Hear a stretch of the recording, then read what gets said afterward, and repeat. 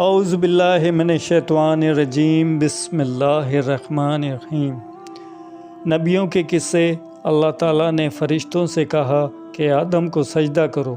تمام فرشتوں نے آدم کو سجدہ کیا، لیکن ابلیس نے سجدہ کرنے سے انکار کر دیا۔ وہ غرور کرنے والوں میں سے تھا۔ تجھے کس چیز نے سجدہ کرنے سے روکا جبکہ میں نے تجھے حکم دیا تھا؟ اللہ نے پوچھا۔ ابلیس نے کہا، آپ نے انسان کو مٹی سے بنایا اور مجھے آگ سے پیدا کیا۔ ابلیس کے معنی مایوسی اور نا امید ہونا ہے۔ اسی لیے کہا گیا ہے کہ جو شخص اللہ سے نا امید ہوتا ہے وہ ابلیس کے تابع ہوتا ہے۔ جو لوگ ابلیس اور شیطان کے بہکاوے میں آ جاتے ہیں وہ پست ہمت ہوتے ہیں۔ جو فرائض ان کے ذمہ ہوتا ہے وہ ادا نہیں کرتے اور ذلیل و خوار ہوتے ہیں۔ جب ابلیس نے سجدہ کرنے سے انکار کیا تو اللہ نے فرمایا، تو آسمانوں سے اتارا، تو نے تکبر کیا اور تو ذلیل و خوار ہوا۔ ابلیس نے کہا، مجھے قیامت کے دن تک کی مہلت دیجیے۔ اس پر اللہ نے فرمایا، تجھے مہلت دی گئی۔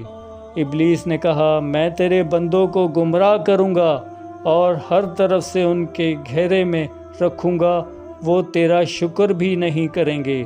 اللہ تعالیٰ نے حضرت آدم علیہ السلام کو حکم دیا کہ اے آدم، تم اور تمہاری بیوی بہشت میں رہو اور جو کچھ کھانا ہے فرغت میں کھاؤ، اور ایک خاص درخت کی طرف اشارہ کرتے ہوئے کہا، اس درخت کی طرف نہ جانا ورنہ تم ظالم قرار دیے جاؤ گے۔ چنانچہ حضرت آدم علیہ السلام اور حضرت بی بی ہوا آرام سے رہنے لگے۔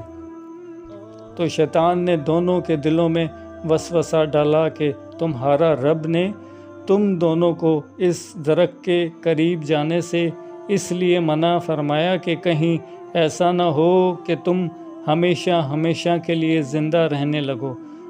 تمہارا خیر خواہ ہوں میں اور تم دونوں کی بھلائی چاہتا ہوں۔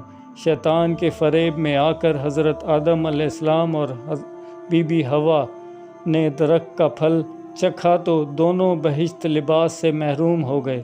ان کے جسم سے بہشتی لباس اتر گیا۔ دونوں اپنے اوپر جنت کے پتے جوڑ جوڑ کر رکھنے لگے۔ ان کے رب نے ان کو پکارا اور کہا، کیا میں نے تم دونوں کو اس درخت کے قریب جانے سے منع نہیں کیا تھا؟ اور یہ نہ کہ کہا تھا کہ شیطان تمہارا کھلا دشمن ہے؟ حضرت آدم علیہ السلام اور بی بی ہوا دونوں سے غلطی ہوئی۔ انہوں نے اللہ تعالیٰ کا حکم نہیں مانا۔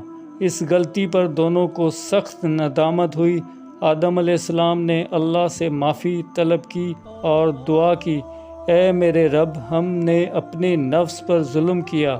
اگر آپ ہم پر رحم نہ کریں اور ہماری مغفرت نہ کریں تو ہم نقصان اٹھانے والوں میں سے ہوں گے۔ آدم علیہ السلام اور بی بی ہوا کو زمین پر اتارا اور کہا کہ تم ایک دوسرے کے دشمن رہو گے اور ایک خاص وقت تک تم دونوں کو زمین پر رہنا ہے۔ میری طرف سے کوئی ہدایت آئی تو جو شخص ہدایت کے مانے گا، نہ انہیں کسی بات کا اندیشہ ہوگا اور نہ کوئی غم۔ جو میری نصیحت سے منہ موڑے گا اس کے لیے دنیا میں زندگی تنگ ہوگی اور قیامت کے روز اس کو اندھا اٹھائیں گے۔ جب حضرت آدم علیہ السلام آسمان سے اتر کر زمین پر آئے تو وہ فرشتوں کی پاکیزی باتیں سننے سے محروم ہو گئے، اس لیے دل اداس رہنے لگا۔ آپ نے اللہ سے دعا کی اور عرض کیا کہ میں تو فرشتوں کی صحبت میں محروم ہو گیا ہوں۔